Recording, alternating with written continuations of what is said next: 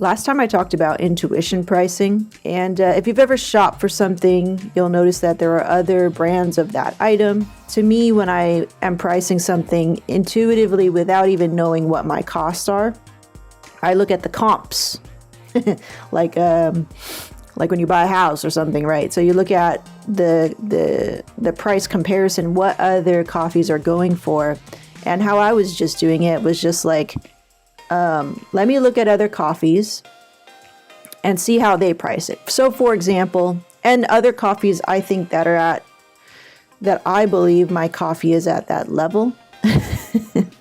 Or I'll even go and look at somebody who's very expensive. Okay, so let's go to Onyx Coffee. And they're an expensive coffee. They've got a lot of fancy packaging. I would say their coffee roasting is a little lighter for my taste all the time. You know, sometimes I like some body in my coffee.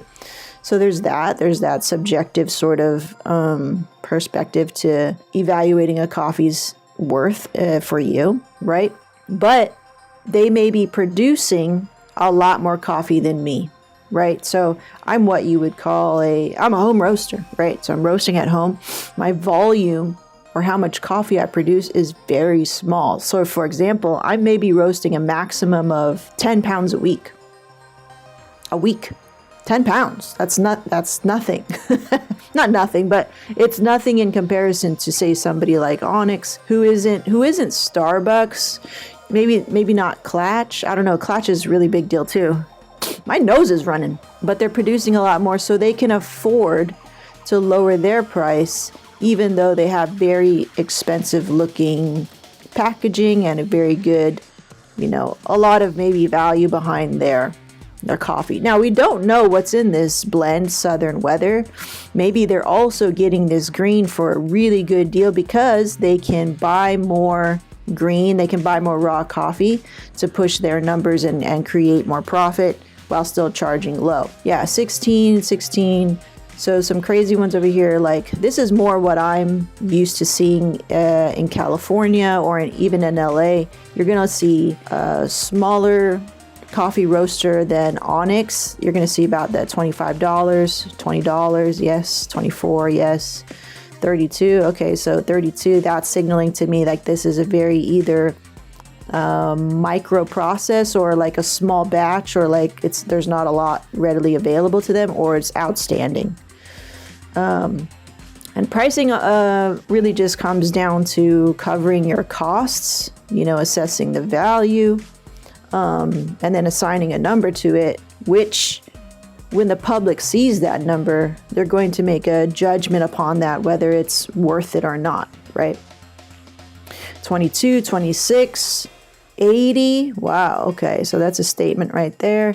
This must be incredibly maybe hard to produce, or there's not a lot that is being produced. It's just like, maybe it's only a micro lot, meaning that maybe it's only like two bags, or something like that.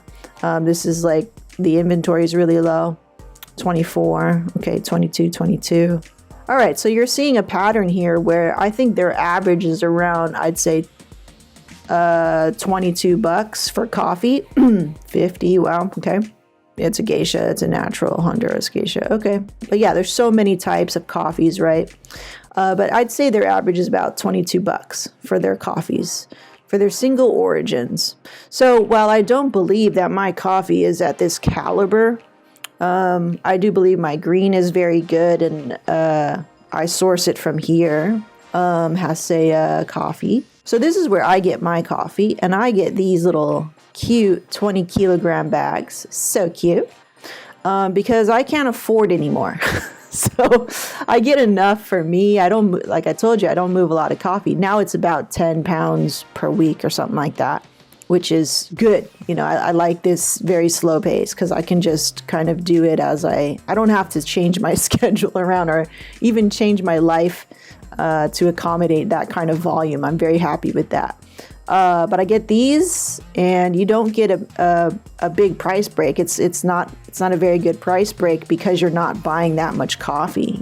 So if we go 20 kilogram bag for this guy, and its regular price per pound is $6, $5. You get kind of a price break, but because Mr. Pablo, which is a single origin Colombia from the Antioquia variety, what else? It's that 168 carbonic macerated fermentation natural processed coffee.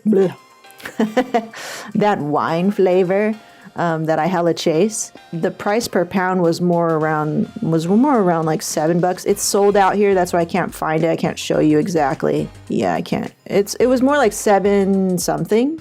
It was maybe similar to this price here, 7 something a pound.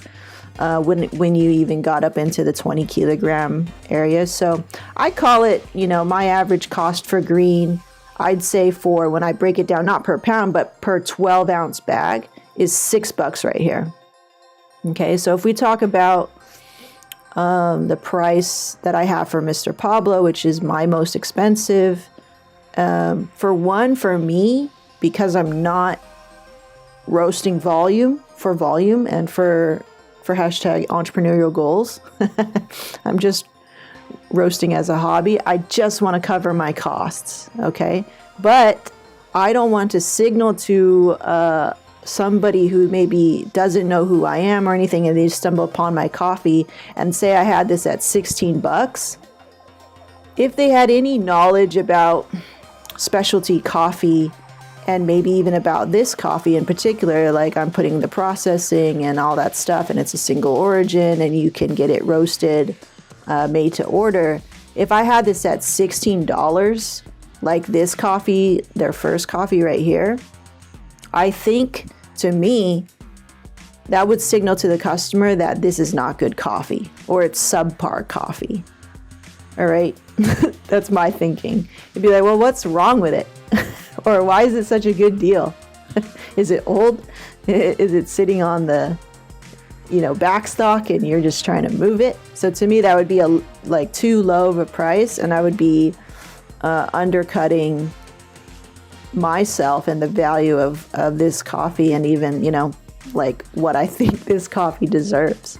So to me, I've got to cover my costs, be comparable to not Onyx, but I want to be kind of under that, because I don't think I'm Onyx in terms of like caliber of coffee roasting. Oh, imposter syndrome.